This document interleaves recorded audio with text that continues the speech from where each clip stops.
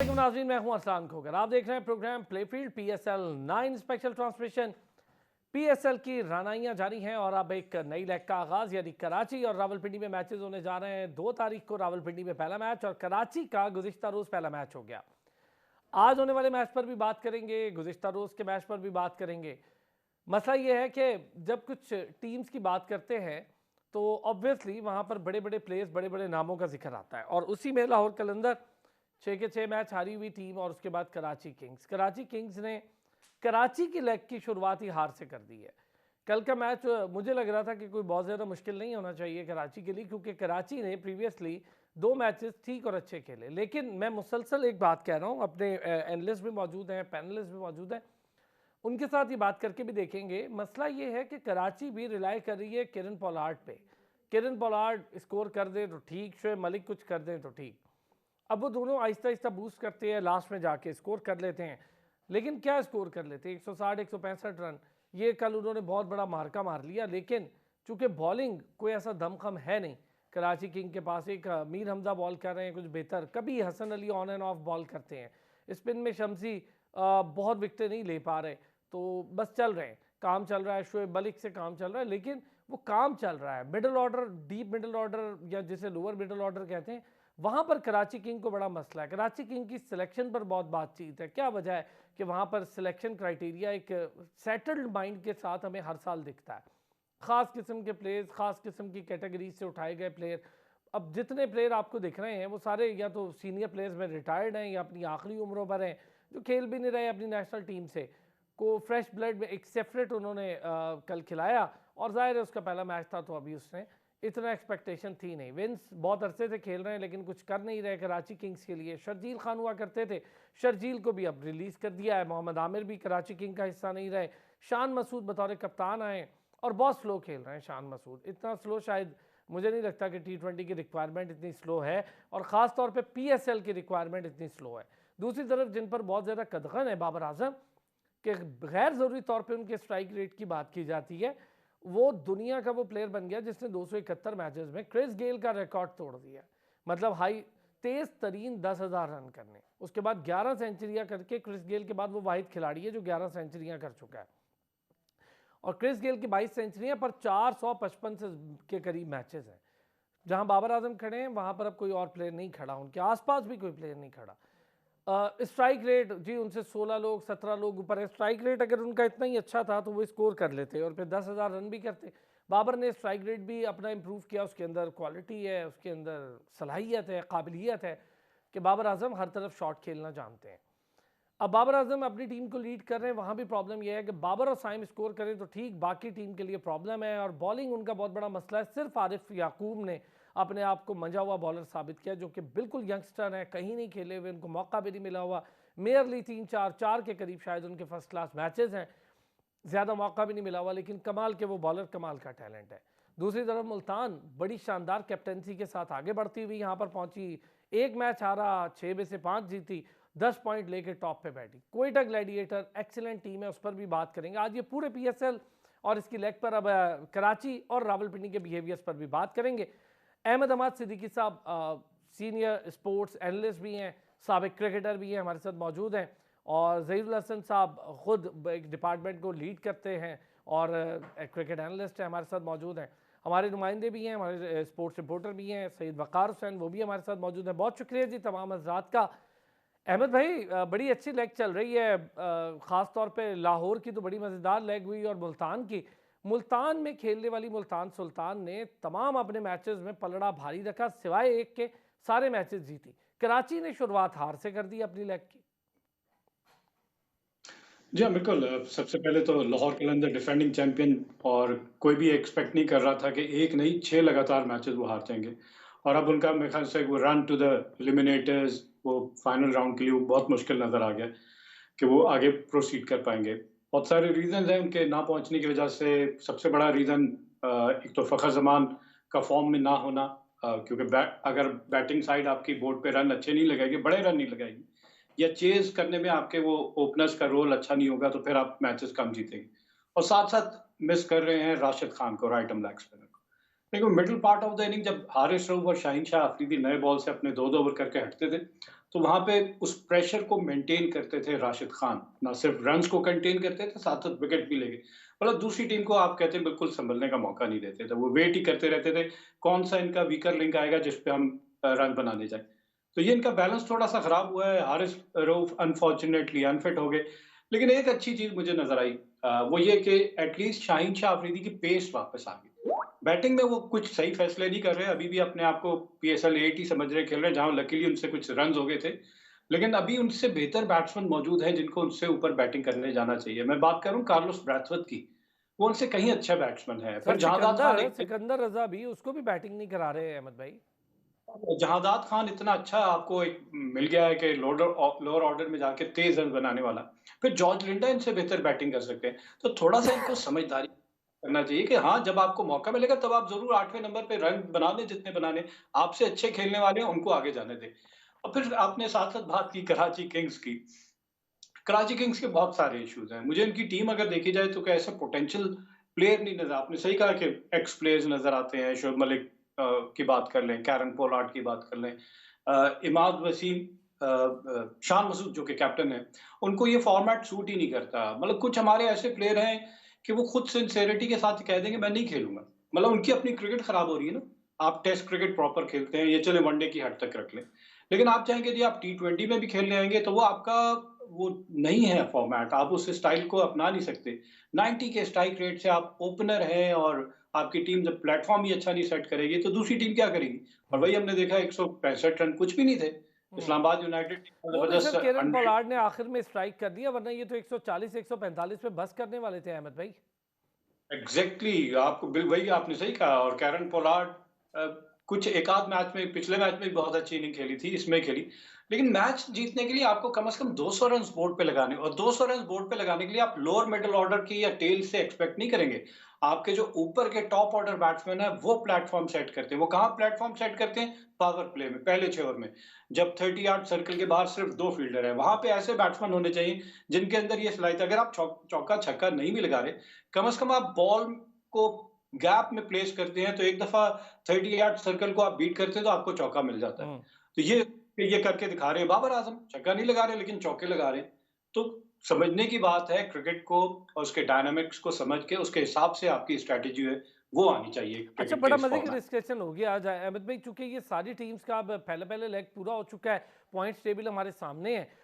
मेरी नज़र में ज़रा कोयटा ग्लैडिएटर और मुल्तान पे हम आज एक स्पेशल बात करेंगे, लाहौर और कराची पे अलग बात करेंगे, क्योंकि ये दो टीम्स जो है ना ये अजीब सी हैं। क्योंकि पेशावर और वो है इस्लामाबाद, वो मुझे लगता है अपने मैचेस इतने निकाल लेगी कि वो प्ले ऑफ की तरफ जाने के लिए कोई बड़ा मसला उनको होगा नहीं उन टीमों को। लेकिन कराची और ये जो मसला है ना लाहौर लाहौर का, कराची तो चले फिर थोड़े मैच जीत गई, लाहौर तो बिल्कुल ही जीरो पर है। जी जहीर भाई, कराची किंग्स क्या मसला है कराची किंग्स का? मैं तो पहले से कह रहा हूँ कि मुझे उनकी सिलेक्शन और पिक्स से बड़ा वो है, हर बार एक जैसी ही है। मतलब इमाद वसीम कप्तान था, एक आधा सीजन जीत गए, उससे पहले भी कुछ नहीं थे, उसके बाद भी कुछ नहीं है। अजीब बात है, कुछ चेंज नहीं करे। लाहौर ने तो फिर 2 ट्रॉफीज जीत ली हैं।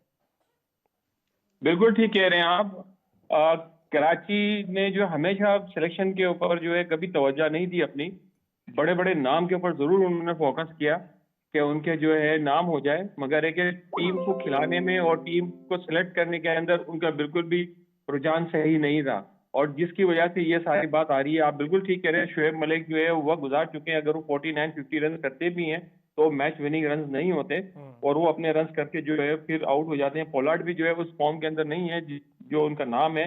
तो मैं समझ रहा हूँ कि कराची किंग जो का सिर्फ इस दफा नहीं रहा। आप देखें, जब भी कराची किंग ने जो है सीजन खेला है, हमेशा उनके साथ ये प्रॉब्लम रही है, और उनको मुझे नहीं समझ आ रही कि उनकी वहाँ मैनेजमेंट जो है वो किस तरीके से इसको हैंडल कर रही है, किस तरीके से मैनेज कर रही है। अच्छा जहीर और भाई, किस एक चीज़ अगर मैं आपसे पूछूं, आपके पास फैसल अकरम और इस तरह के प्लेयर्स, अगर आपके पास कासिम अकरम जैसे प्लेयर्स आपके पास हों, आमिर को आपने ट्रेड कर दिया, सबको निकाल दिया कि जाएं जाएं चले जाएं, इमाद को भी भेज दिया, और लिया आपने शान मसूद, और इतनी बड़ी ट्रेड की, फिर आपने शान मसूद को कैप्टन ही लेना था, उसके साथ कोई शर्जील, कोई अच्छा ओपनर, कोई विंस नहीं खेल रहा, तो कोई और कुछ समझ ही नहीं आ रही।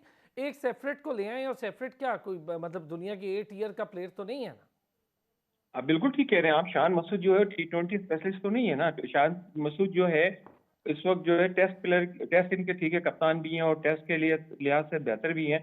तो और टेस्ट टीम के कप्तान को आप जो है उसको T20 का कप्तान बना दें तो ये बहुत ही गैर जरूरी बात होती है। और मैं समझ रहा हूँ कि इसको जो है इनके गलत डिसीजन थे और बिल्कुल सही कह रहे हैं कि आपने जिन प्लेयर्स के नाम लिए उन प्लेयर्स को जो है इन्होंने मौका नहीं दिया और यंग प्लेयर्स को मौका देना चाहिए। यंग प्लेयर्स पे नहीं, मैं भी देखें मैंने आपसे यही बात कही है कि ये नाम के ऊपर जा रहे हैं और पहले भी जितनी भी टीमें इन्होंने बनाई है सिर्फ नाम के ऊपर बनाई है। मगर एक इन्होंने इनका फुकदान हमेशा जूनियर को चांस देने के ऊपर कम रहा है। और आप देखें कि अगर क्वेटा गिल्डेर भी जो टीम खेल रही है वो जूनियर्स के ऊपर खेल रही है, ठीक है। और लाहौर कलंदर ठीक है, लाहौर कलंदर अगर इस सीजन खराब गया तो कोई बुरी बात नहीं है। वो टीम ने उसने परफॉर्मेंस करके दी है, उन्होंने जो है दिखाया है लोगों को। एक वक्त था जब शुरू में जब लाहौर कलंदर बनी और जिस तरीके से लाहौर कलंदर की मार्केटिंग हुई थी तो लोग समझ रहे थे कि हर साल जीतेगी और जिस तरीके से वो नीचे गई और फिर उसके बाद जब उठी है और उसने कंटिन्यू 2 सीजन जीते तो उसने दिखा दिया कि यार उनके अंदर दम है। और ठीक है, अगर ये सीजन उनका अच्छा नहीं गया तो राशिद उनके पास नहीं था, वाब रियाज रिटायर हो चुके थे और जो अपने शाहीन जो है उस परफॉर्मेंस के नहीं दे पा रहे ये जैसे उन्होंने देनी चाहिए। 142 की बॉल आप देखें, शायद ही कोई उनकी 2 ओवर में 1 ओवर के अंदर एक हाँ आध जी, बॉल उनकी पड़ अब जाती है। एवरेज 133 135 हो गई है। पेस उनकी जो थोड़ी बहुत एक आधी मैंने देखी बॉल में वापस आई ये है। फर्क हारिस ये रऊफ फर्क इतना स्कोर दे रहे हैं कि वो शायद वो क्या कहते हैं ब्लेसिंग इन डिस्गाइज वाली बात ना हो जाए। हारिस रऊफ ने बिल्कुल। इतना स्कोर दे रखा है कि अब हारिस रऊफ अगर बाहर भी बैठ रहे हैं तो कोई फर्क नहीं पड़ रहा टीम को, क्योंकि हारिस रऊफ ने कुछ जीत में इतना बड़ा फर्क नहीं डाला था। देखिए हारिस रऊफ को बहुत ज्यादा, हाँ मेरे ख्याल से हमने हाईलाइट कर दिया था। शोएब अख्तर और वसीम अकरम और वकार यूनुस से मिलाने लग गए थे। उनकी अपनी एक शान थी, अपनी परफॉर्मेंस थी उनकी और वो अलग ही क्रिकेट खेलते थे और वो हर फॉर्मेट की क्रिकेट खेलते थे। और जो है हारिस एक फॉर्मेट की क्रिकेट खेल रहे हैं और वो भी जो है मुकम्मल तरीके से फॉर्म में नहीं है और उस तरीके से परफॉर्मेंस नहीं दे रहे हैं। अभी आप पिंडी और कराची की बात कर रहे थे, मैं आपको सही बात बताऊं कि कराची के अंदर T20 टूर्नामेंट होना ही नहीं चाहिए। PSL कराची के अंदर जिस तरीके से कराची की पब्लिक जो है इग्नोर करती है यहाँ के इतने बड़े इवेंट को, कि अगर हमने दुनिया को दिखाना है कि आप एक बड़े शहर के अंदर जो है इवेंट हो रहा है और ये स्टेडियम भरे में हो, मैं दाद दूंगा मुल्तान को, लाहौर को, कि जहाँ पर पब्लिक जो है बिल्कुल आई और उन्होंने प्रूफ किया कि वो जो है क्रिकेट लव करते हैं और क्रिकेट का शौक रखते हैं। जिस तरीके से कराची के अंदर कल जो मैच हुआ है बिल्कुल ही ऐसा लग रहा था स्टेडियम बिल्कुल खाली है। इससे बेहतर तो यही है कि आप कराची से किसी और जगह पे मैच दे दें, बेहतर है कि लाहौर मुल्तान को ज्यादा मैच दे दें, ठीक है। और जो है ये टूर्नामेंट को फ्लॉप करने वाली बात होती है। यहाँ की आवाम को अभी तक जो है शऊर नहीं है कि इससे कितना नुकसान हो सकता है पाकिस्तान क्रिकेट को, और जो है आप घर बैठ के टीवी पे बस मैच देखने को एंजॉय कर रहे हैं।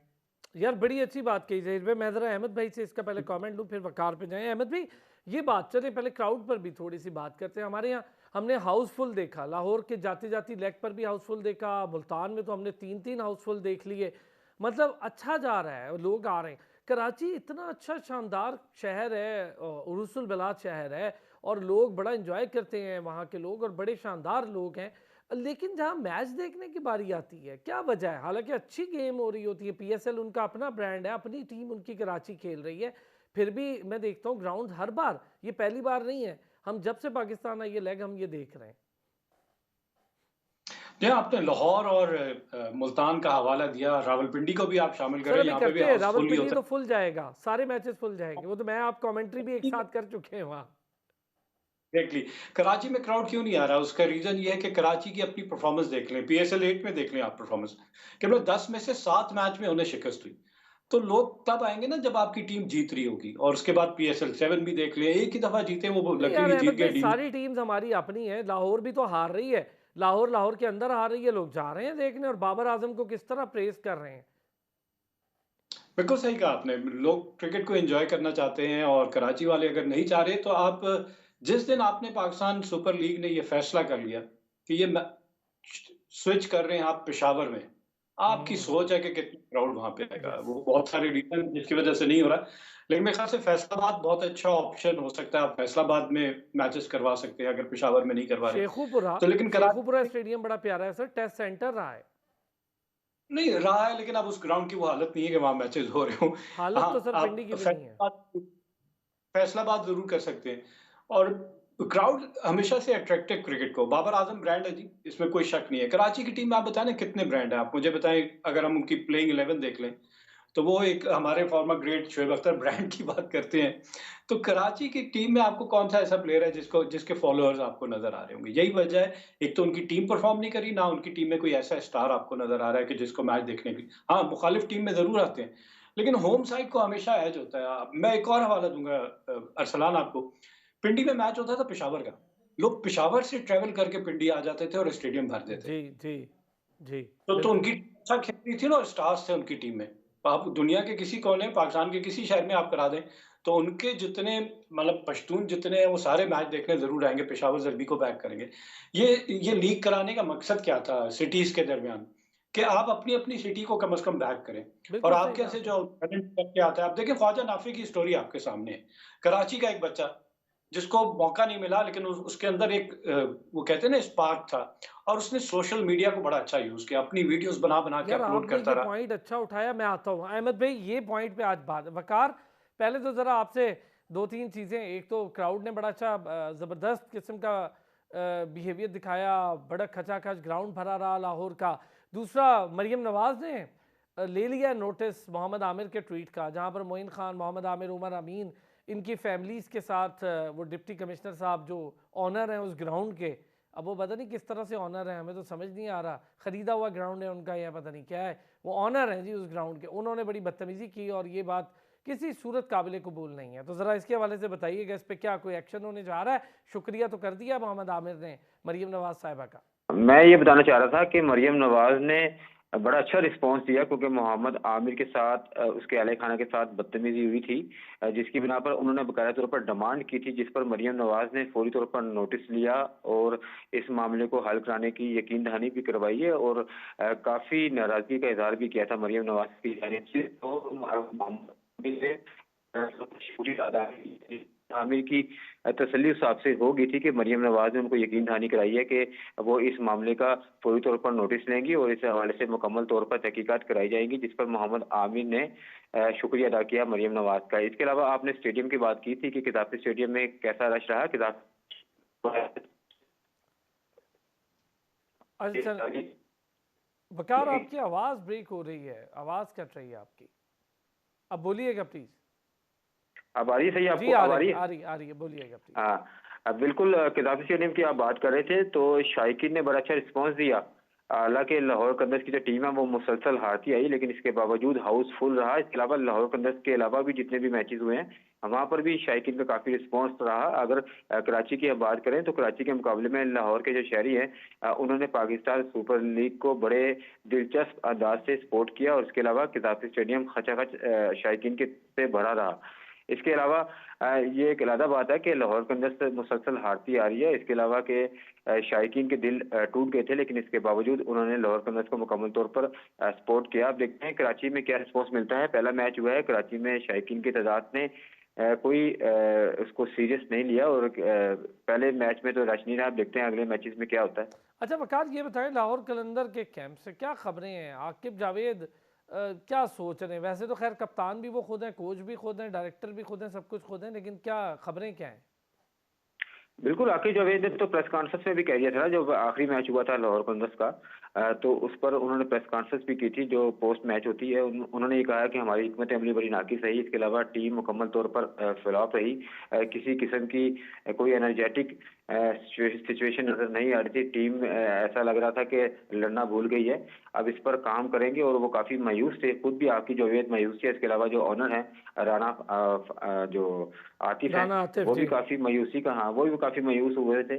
अब देखते हैं कि टीम को कैसे वो बूस्टअप करते हैं। अब उन्होंने कहा है कि अगले 4 मैचेस रह गए हैं, तो उम्मीद ये है कि हमारी टीम अगर प्लेऑफ्स में जगह नहीं बना पाती तो लेकिन अच्छा खेल पेश करेगी और शायकीन को खुश करने की कोशिश करेगी। लेकिन लाहौर के जो शायकीन हैं उनके तो दिल टूट चुके हैं ना, क्योंकि उन्होंने इतने इतने महंगे टिकट लेकर किदाफी स्टेडियम का रुख किया था। हालांकि दोपहर के जो मैचेस हों उस पर भी शायकीन ने काफ़ी अच्छा रिस्पॉन्स दिया। इसके अलावा जो शाम में मैचेस हुए हैं उसमें भी शायकीन ने काफ़ी अच्छा रिस्पॉन्स दिया। बड़ी बड़ी फैमिलीज होती हैं वो लाहौर कंदर्स को सपोर्ट करने के लिए आई हुई थी। लेकिन देखते हैं आपके लेट्स सी अगले मैचेस में क्या होता है। ज़हीर भाई, टिकटिंग का मैटर ठीक है, मुझे थोड़ा सा इख्तलाफ है पाकिस्तान क्रिकेट बोर्ड को। मैंने एक खुद से भी कोशिश की कि उन्हें बताऊं कि भाई ये जो TCS की वेबसाइट है जिस पर आप टिकटिंग दे रहे हैं, बहुत से लोगों से वो टिकट लिया नहीं जा रहा और ये बड़ा मसला होता है हमारे यहाँ। वो इतना लंबा चौड़ा, वो तो एजुकेशनल बैकग्राउंड मांग रहे हैं, शनाख्ती कार्ड मांग, एक सीट के ऊपर 3-3 4-4 दफ़ा जाके ऑनलाइन आपको करना पड़ता है। तो ये बड़ा मुश्किल सेटअप है, इसको आसान और सहल बनाना चाहिए ना। और फिर जब भी जाए तो 500 या 1000 वाले टिकट तो आपको मिलेंगे नहीं, 2500 से तो मामला शुरू होता है। बिल्कुल ठीक कह रहे हैं आप कि देखिए टीसीएस के दफ्तर जो है हर शहर के अंदर तो इतने ज्यादा नहीं है जितने ज्यादा बैंक्स होते हैं। अगर मैं समझ जाऊंगा कि किसी भी एक बड़े बैंक को या किसी दो बड़े बैंक को जो है अगर ये जिम्मेदारी दे दी जाए तो छोटे से छोटे कस्बे के अंदर जो है बैंक की ब्रांच होती है यहाँ पर जो है टिकट मिल सकता है। तो टीसीएस को देने के बाद और फिर उसके बाद इंटरनेट के ऊपर जो है इतनी लंबी इनकी जो है इनका प्रोसीजर इतना लंबा है कि एक पढ़ा लिखा बंदा तो चलो किसी मुश्किल तरीके से अंदर घुस के कुछ कर लेगा, मगर बेचारा जिस बंदे को नॉलेज नहीं है वो बंदा किस तरीके से जो है जाकर टिकट हायर करे, टिकट जो है खरीदेगा और जाके मैच देखेगा। तो इसको इजी करना चाहिए टिकट। और मैं समझता हूँ कि टिकट तो स्टेडियम पे भी सेल होने चाहिए। अगर कुछ लोग ऐसे होंगे जो वर्क कर रहे रेडियो वाले हैं अगर हमारे, उनको क्या पता कि नेट के ऊपर गूगल पे जैसे हम किस तरीके से सर्च करें, उनके लिए सहूलत होनी चाहिए।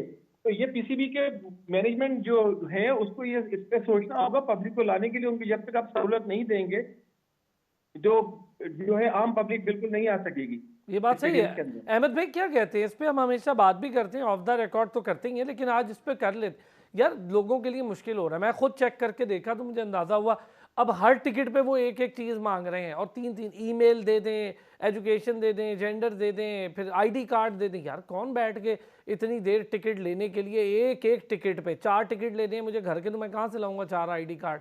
मैंने अकेले ने लेने हैं, बड़ा मसला है ये। और फिर हर कोई इतना इंटरनेट से टिकट लेने को आसान नहीं समझता।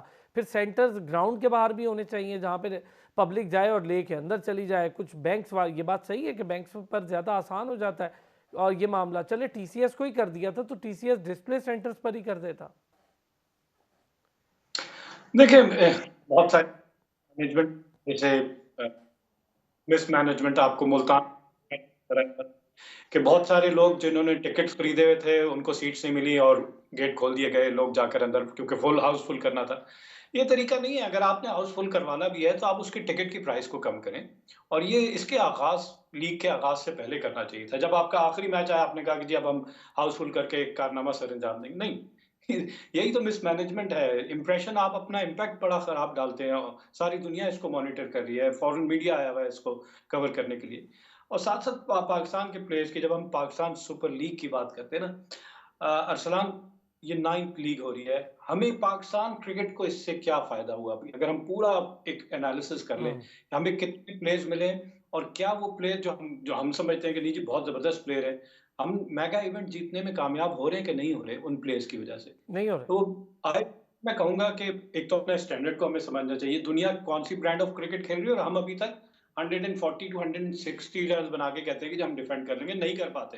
तो हमें अपनी बैटिंग लाइन पे ऐसे बैट्समैन ढूंढने होंगे जो कम से कम 200 सवा 200 रन बन रहे हैं। ये हम नहीं कहेंगे नहीं बन रहे।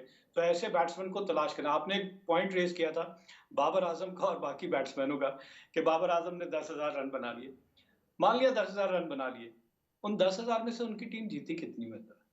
तो हमें ऐसे रन चाहिए कि आप 10,000 की जगह 2,000 ही रन बनाएं लेकिन आपकी टीम जीत रही हो।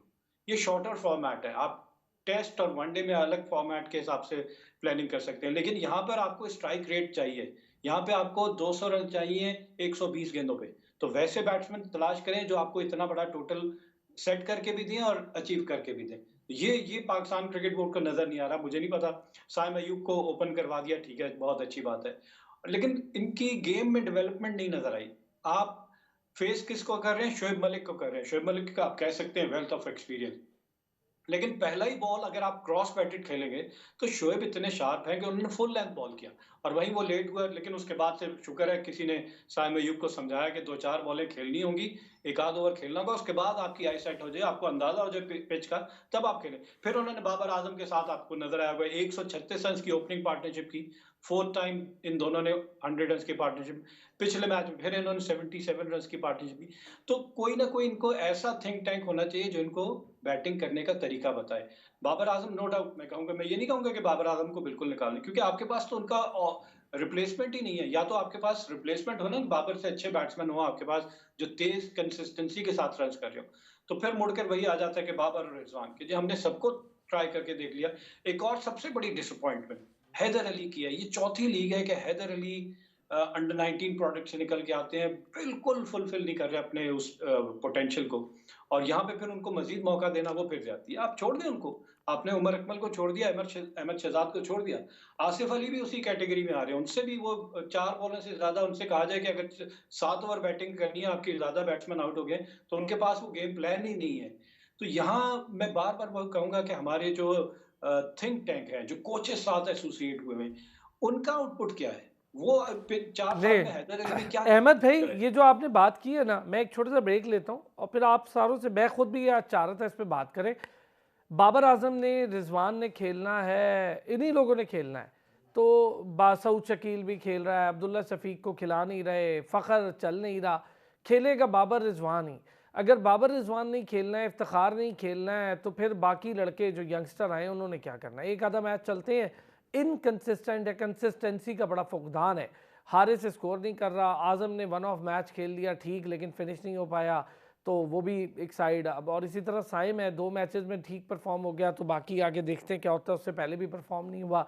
इंटरनेशनल का जब मौका मिल रहा है नए लड़कों को, तो परफॉर्म उस तरह कर नहीं पा रहे। दूसरी तरफ ऑन द अदर हैंड, मैं बार बार बोल रहा हूँ, आप ज़रा इंडियन स्ट्रक्चर को देखें और इंडिया के नए आने वाले लड़कों को देखें। जयसवाल को देखें, सरफराज को देखें, शुभमन गिल को देखें, आप अय्यर को देखें, मैं लातादाद नाम लूँ, वो सारे आते हैं और लड़ना शुरू कर देते हैं उस प्लेस के लिए, और वहाँ पर जगह बनाने के लिए वो एक से एक स्ट्रॉन्ग परफॉर्मेंस दे रहे हैं। और ये इंटरनेशनल में दे रहे हैं, वो आईपीएल वगैरह में तो जो दे रहे हैं, इंटरनेशनल में दे रहे हैं। हमारे लड़के यहाँ तो दे देते हैं, वहाँ जाके फिर इन्हें परफॉर्मेंस देने में प्रॉब्लम होती है। क्या वजह है कि लड़कों ने, नए लड़कों ने अपना पोटेंशियल कैसे शो करना है? पोटेंशियल होता क्या है? हैदर अली का पोटेंशियल कहते रहे हम, लेकिन पोटेंशियल होता क्या है, जरा इस पर भी बात करते हैं एक ब्रेक के बाद। वेलकम बैक जी। और ब्रेक पे जाने से पहले अहमद भाई ने बड़ी इंपॉर्टेंट बात कही, और मैंने भी यही सोचा था कि आज इस पर काफ़ी डिस्कशन है। एक तो लैंड ऑफ पेसर्स होकर हमारे पास पेसर्स ही नहीं है। बॉलिंग कौन अच्छी कर रहा है? वही ले देकर जो पाकिस्तान टीम में खेले, मोहम्मद अली पाकिस्तान में खेले हुए, Abbas Afridi on and of अभी अनफिटनेस उनके प्रॉब्लम है, लेकिन बहरहाल वो खेल रहा है, वो भी पाकिस्तान खेल चुका हुआ है। और शाहनवाज धानी को बहुत इंप्रेसिव नहीं रहे पिछले सीज़न में भी और इसमें भी, लेकिन बहुत ज़्यादा हाइप ज़रूर है, पर उस तरह से उनकी परफॉर्मेंसेज को बड़ी आला नहीं आ रही हैं। मोहम्मद आमिर वही अच्छी बॉलिंग कर रहे हैं, मीर हमजा अच्छी बॉलिंग कर रहे हैं, हसन अली भी अच्छी बॉलिंग कर रहे हैं।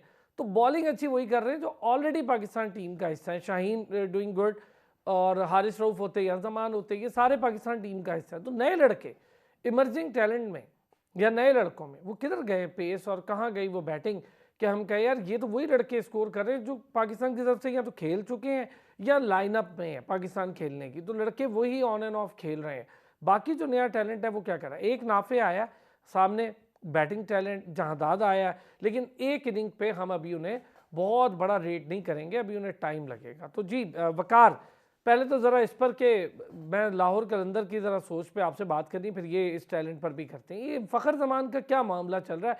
फ़खर स्कोर ही नहीं कर रहा, अब्दुल्ला शफीक को बाहर बिठाए जा रहे हैं, समझ में नहीं आ रहा। कामरान गुलाम को भी खिला लिया, पर अब्दुल्ला शफीक को क्यों नहीं खिला रहे? असलान भाई, ये शाहीन शाह अफरीदी की नाकी हिकमत अमली लग रही है कप्तानी की। और जो आतिफ जवेद ने प्रेस कॉन्फ्रेंस की थी, पोस्ट प्रेस कॉन्फ्रेंस की थी, तो उसमें भी वो यानी कि उस कॉन्फिडेंस से नहीं दिखाई दे रहे थे। लाहौर कलंदर्स ने पहले बड़ा वावेला किया, उन्होंने ये कहा कि हमने 2 मुफस्सल पाकिस्तान सुपर लीग के टूर्नामेंट जीते हैं, तो आप अगले की बात ना करें, उससे अगले की बात करें। यानी कि बड़े ओवर कॉन्फिडेंट हो गए थे कि हमने ये भी टूर्नामेंट हमारा है, इससे अगला भी हमारा होगा। लेकिन हिकमत अमली उनकी वो नहीं दिखाई दी। इसके अलावा शाहीन शाह अफरीदी और हारिस रऊफ की जो बॉलिंग है, उनके जो मुखालिफ बैटर्स हैं वो उनको वो भी शाहीन शाह अफरीदी और हारिस रऊफ की बॉलिंग को मुकम्मल तौर पर समझ चुके हैं। और शाहीन शाह अफरीदी जब से रिकवर हुए, इंजरी से रिकवर हुए, उनकी बॉलिंग में वो पेस भी नहीं दिखाई दे रहा है। 135 की स्पीड से वो बॉल कर रहे हैं। इसके अलावा हारिस रऊफ तो इंजर्ड हो गए हैं, लेकिन हारिस रऊफ ने भी इससे पहले भी अच्छा परफॉर्म नहीं किया था। इसके अलावा उन्होंने न्यूजीलैंड के लिए से हमने देखा था कि अच्छी बॉलिंग नहीं की थी। फिर हारिस रऊफ भी काफी मायूसी का शिकार हो चुके हैं, क्योंकि पाकिस्तान क्रिकेट बोर्ड ने एक फैसला किया था कि उनको सेंट्रल को शायद उनका खत्म कर दिया। उसकी वजह से भी ये हो सकता है। बहरहाल मैं तो ये कहूंगा कि पीसीबी की जायज से अच्छा फैसला किया गया कि आपको टीम में शामिल किया गया था, आपको सेंटर को टच किया गया था, आपने ये शो किया था कि आप टेस्ट मैच भी खेलेंगे, लेकिन जैसे ही टेस्ट मैच की सीरीज करीब आई तो आपने उसे विथड्रॉ कर लिया। बहरहाल पाकिस्तान क्रिकेट बोर्ड का एक अच्छा साइन है। और जहाँ तक आपने फखर जमान की बात की है, तो ये तमाम खिलाड़ी ऐसे थे, ये टूर्नामेंट शुरू होने से पहले ही सोचते थे कि हम ये टूर्नामेंट जीत जाएंगे। इन्होंने उस हवाले से तैयारी नहीं की थी, इनका कैच भी उस हिसाब से नहीं लगा था जो PSL 1 के दौरान लगा था। बहरहाल अब देखते हैं कि आगे ये क्या करते हैं। तो शायकीन ने एक ऑफिशियल रिस्पॉन्स दिया था, किताब से हम आए थे, वो खास करके फखर जमान को देखने के लिए आए थे, शाहिद अफरीदी को देखने के लिए आए थे। लाहौर कलंदर्स की बड़ी फैन फॉलोइंग है। आपने देखा था कि जितने भी मैचेस हुए लाहौर कलंदर्स के टीम के खिलाफ भी उन्होंने खेले हैं कि तो काफी स्टेडियम में काफी शायकीन का अच्छा रिस्पॉन्स मिला है। बहरहाल वो काफी हमें सैड दिखाई दिए थे। शायकीन से हमारी बात हुई थी तो उनका ये कहना था कि वो सिर्फ लाहौर कलंदर्स को यहाँ देखने के लिए आए हुए थे, लेकिन बदकिस्मती से शहनशाह अफरीदी भी परफॉर्म नहीं कर रहे। और उनके जो लाहौर कलंदर्स के चाहने वाले हैं वो अब ये डिमांड कर रहे हैं कि शहनशाह अफरीदी को पाकिस्तान की कप्तानी से भी हटा देना चाहिए था। बाबर आजम अच्छी तरीके से टीम को लीड कर रहे थे। बहरहाल काफी उनके कैप में मायूसी है। और आसिफ जावेद की जो फिजिकल लैंग्वेज है उसको देखकर भी मैं काफी सरप्राइज हुआ था कि आसिफ जावेद ये कह रहे हैं कि टीम ने अच्छा परफॉर्म नहीं किया, इसमें अमली का फुकदान था। तो बहरहाल आसिफ जावेद पर भी भारी जिम्मेदारी आई होती थी कि वो टीम को मुस्तब करने के लिए अपना कुछ किरदार अदा कर। जहीर भाई, फ़खर क्या इशू लग रहा है फ़खर का आपके? तो आपने जब डिपार्टमेंट क्रिकेट खिलवाई इस लड़कों को, तो आपने तो सालों साल इनको खेलते देखा है, अपने सामने भी देखा, अपनी टीम से भी ऑन एंड ऑफ देखा। फ़खर का क्या इशू लग रहा है? क्यों स्कोर नहीं कर, एक ही शॉट में फंस के रह गया है और उसी पर आउट भी हो जाता है? देखें, बात ये है कि जब ये शुरू में आते हैं ना, तब उस वक्त जो है इनकी कोई कमजोरी प्लेयर्स को नहीं पता होती। जैसे साइम अयूब के बारे में अक्सर लोग इंटरनेशनल लेवल के ऊपर पता लग गया है कि उनका वीक पॉइंट क्या है, तो उसे पकड़ लेते हैं। इसी तरीके से फखर जमान को भी आप डोमेस्टिक लेवल पे भी जो पता लग गया सारा, जी जहीर भाई, डोमेस्टिक लेवल पे भी सब पता लग गया है कि जो है फखर जमान की क्या कमजोरी हैं और उनके क्या वीक पॉइंट्स हैं। तो इससे फखर जमान अब उस तरीके से नहीं परफॉर्म कर पा रहे जिस तरीके से उनको करना चाहिए। अच्छा जहीर भाई, दो चीज़ें, एक तो फ़खर परफॉर्म नहीं कर रहा, फिर मुझे ये समझ नहीं आ रही कि अब्दुल्ला शफीक को नहीं खिला रहे। मतलब उनके पास इतने बड़े प्लेयर हैं, वो एहसन को खिला रहे हैं, किसी और को खिला रहे हैं, अब्दुल्ला शफीक को नहीं खिला रहे। अजीब समझ से बाहर है।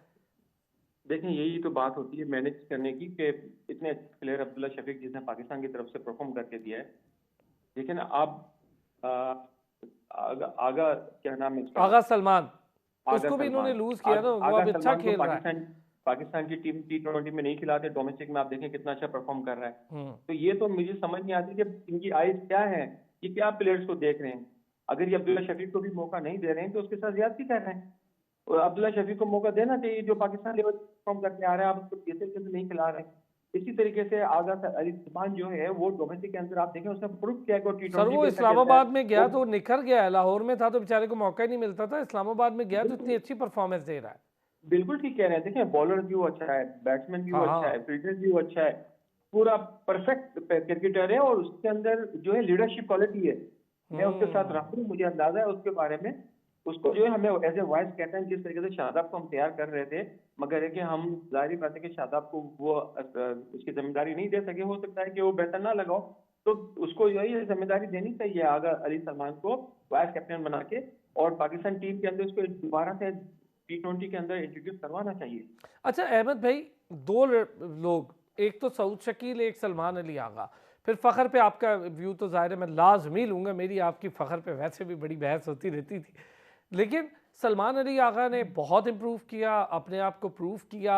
दूसरी तरफ एक चीज़ से मुझे थोड़ा सा वो है कि बोर्ड को ये देखना चाहिए, गैर ज़रूरी सऊद शकील को ओपन करवा के उसको दायरे के अंदर के प्लेयर देकर उससे स्कोर करा रहे हैं। हमें तो लोअर मिडिल ऑर्डर और मिडिल ऑर्डर में प्लेयर्स की ज़रूरत है।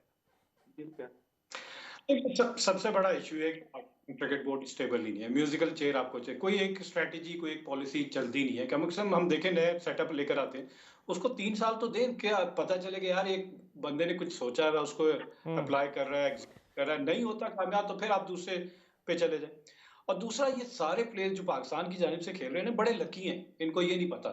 ये दुनिया के किसी और टीम में जाते ना, इतनी इनिंग तो इनको मिलती ही ना, इतने मौके इनको मिलते ही ना। यहाँ तो आप एक इनिंग खेल जाते हैं, उसके बलबूते पे आप 5 साल क्रिकेट खेल रहे होते हैं। तो ये लकी है। और फिर साथ साथ लोड मैनेजमेंट की बात आ जाती है ना, वो पाकिस्तान क्रिकेट बोर्ड की, कि प्लेयर अनफिट हो जाते हैं। जब आप इनको एनओसी सेंट्रल कॉन्ट्रैक्ट साइन किया, हारिस रऊफ का इशू इससे पहले भी था कि आप पाकिस्तान के लिए खेलना चाह रहे हैं, आप दुनिया के हारिस रऊफ नहीं, इनके अलावा बाकी खिलाड़ी भी, कि आप दुनिया की बाकी लीग जाके खेलना चाह रहे हैं। और सबसे बड़ा आपकी क्रिकेट को नुकसान इसी T20 फॉर्मेट ने पहुंचाया है, कि प्लेयर जो है वो T20, जिसको कोई क्रिकेट नहीं मानता, कि वो आप समझ ले बेसबॉल क्रिकेट है, लेकिन प्रॉपर क्रिकेट को तवज्जो नहीं देते, आप 4 डे क्रिकेट को नहीं देते, आप टेस्ट क्रिकेट को नहीं देते, आप डोमेस्टिक क्रिकेट को नहीं देते, वहां पे जो परफॉर्म करता है। और फिर वही बात कि वहां पे आपके जो पाकिस्तान टीम में, आज से नहीं हमेशा से, जब भी प्लेयर पाकिस्तान टीम में आ जाता है वो डोमेस्टिक क्रिकेट में नहीं खेल रहा होता, वो दुनिया में जा। तो आपकी अगर गेम इतनी अच्छी होगी, आप अपने प्लेयर के साथ खेलेंगे, तो हमारे प्लेयर्स का स्टैंडर्ड अच्छा होगा ना। तो हमारी डोमेस्टिक क्रिकेट को कोई भी इंपॉर्टेंस नहीं देता। जब तक आप इंपॉर्टेंस नहीं देंगे अपने सिस्टम को, तो आपको ऐसे ही लूप होल्स नजर आते रहेंगे, ऐसे ही प्लेयर्स। अब प्लेयर का क्या कसूर है? आपने 3-4 नाम प्लेयर्स के लिए कि जनाब वो आए लेकिन नहीं फुलफिल कर सके, तो ये तो मैनेजमेंट का कसूर है ना, कि उनकी गेम का। मैं बार बार कहता हूँ कि ये जो इतने हाई प्रोफाइल कोचेज हमने हायर किए हुए, उनका आउटपुट क्या है? उन्होंने किसी प्लेयर की गेम में कोई इंप्रूवमेंट लेकर आएंगे? हम कहें यार फलाना प्लेयर, इमरान नजीर, अगर 90s की बात की जाए, इयन चैपल ऑस्ट्रेलियन कमेंटेटर, उन्होंने कहा ये प्लेयर अगर हमें दे देना, हम इसको रिकी पॉन्टिंग बना देंगे। तो हम जितने नए प्लेयर अभी भी जो निकल के आ रहे हैं, हमेशा से निकल के आते हैं, तो हमारे जो कोचेस जो है, एक तो वो क्वालिफाइड नहीं होते, बस सिर्फ है कि जी वो पाकिस्तान टीम से खेले हैं, अब आप उनको दे दें। उमर गुल ने कौन सी कोचिंग की हुई है? सईद अजमल ने कौन सी कोचिंग कोर्स किए हुए हैं?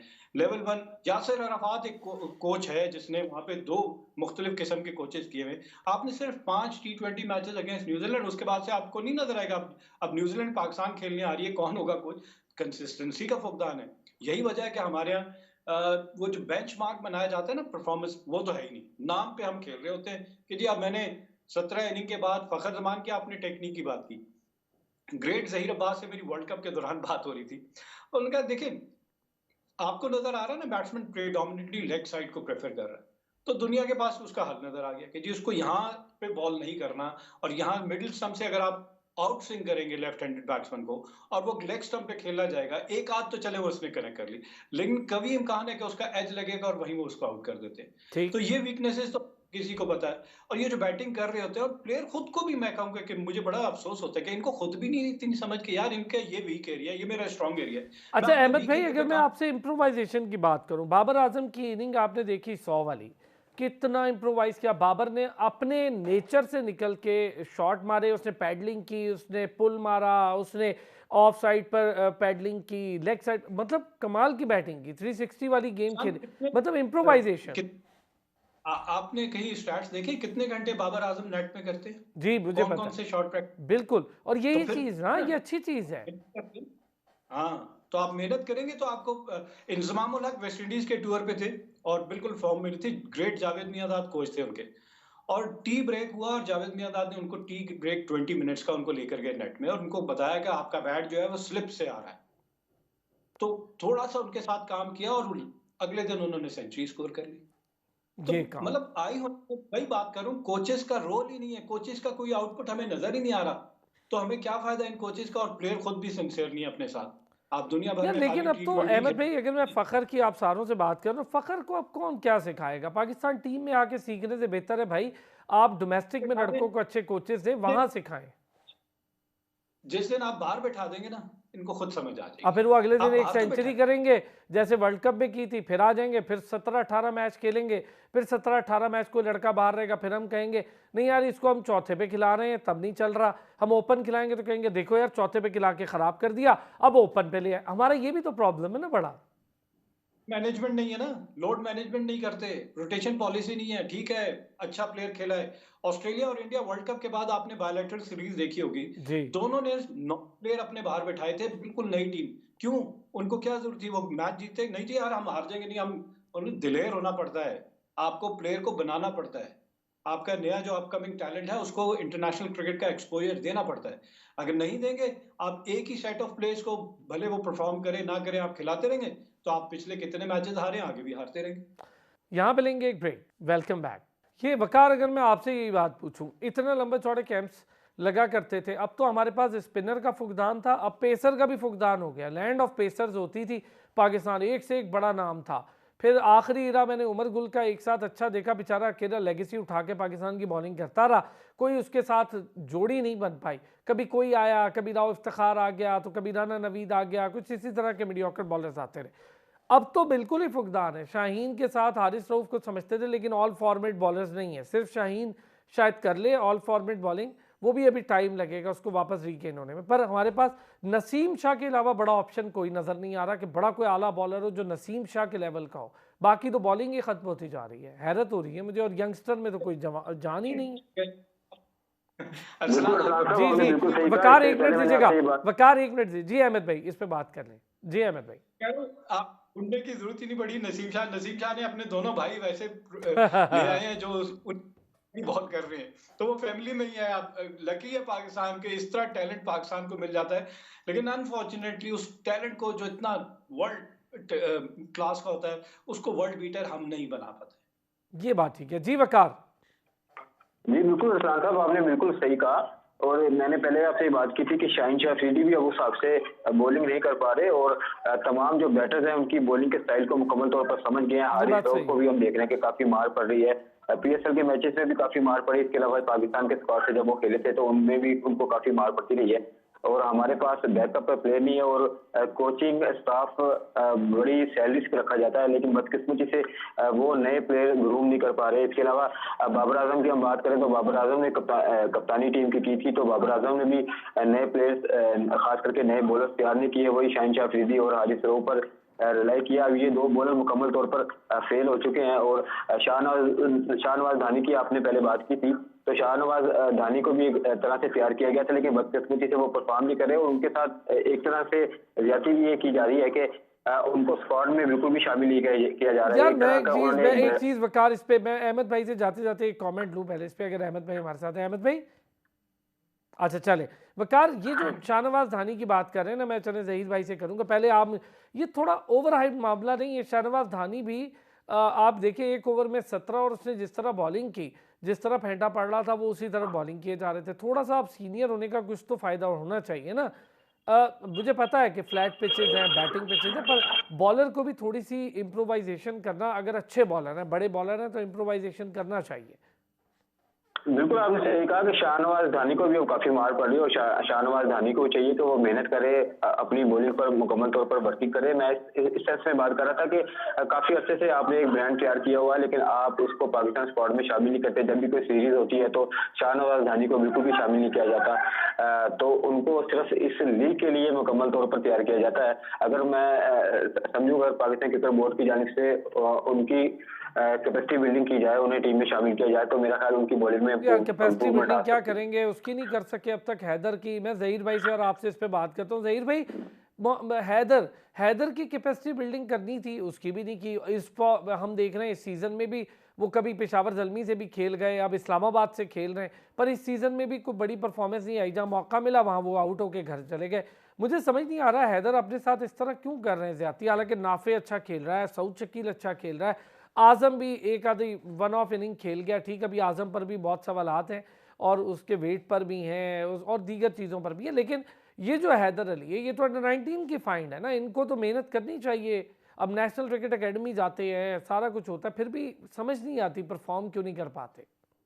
देखें, मेरे साथी ने अभी बहुत जबरदस्त बात कही, क्या इन जो परफॉर्मेंस नहीं दे इन्हें बाहर बिठाते हैं सबके दिमाग सही हो जाएंगे। और बिल्कुल सही कह रही है कि जब इनको बाहर बिठाएंगे तब इनको जो अक्ल आएगी।